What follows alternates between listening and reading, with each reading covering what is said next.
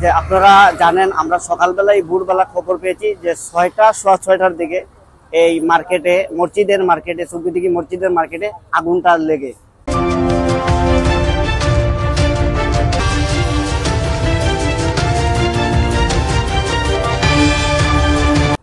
আর এর ভিতরে এই মুহূর্তের ভিতরে 4-5টা দোকান জ্বলে একদম ছারখার হয়ে যায়। এর মধ্যে ফায়ার সার্ভিসের ফায়ার ব্রিগেডের ওনারা এসে এই আগুনটা নিয়ন্ত্রণ করেছে। এখন আমরা বলতেছি যে আমাদের এই 6 নং ওয়ার্ডে আসলে অনেক সুশীল সমাজের ব্যক্তিবর্গ যারা ওনারা আছেন, আমি বলবো যে মসজিদ মার্কেটের মতল্লি সাহেব সহ কমিটি এটার একটা সুষ্ঠু বিবেচনা করে যেন ওনাদেরকে একটু আর্থিক সহযোগিতা করা হয়, কারণ ওনাদের অনেক ক্ষয়ক্ষতি হয়েছে, এখানে প্রায় লক্ষ লক্ষ টাকার ক্ষয়ক্ষতি।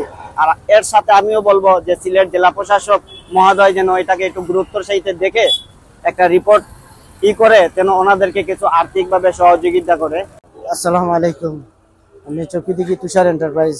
আমার যে চা পাতাটা দোকান ছিল ওইটা আজকে ভোর 5:30টার দিকে ফজরের নামাজের ঠিক পরপর আগুন লেগেছে বিদ্যুতিক শর্ট সার্কিট থেকে।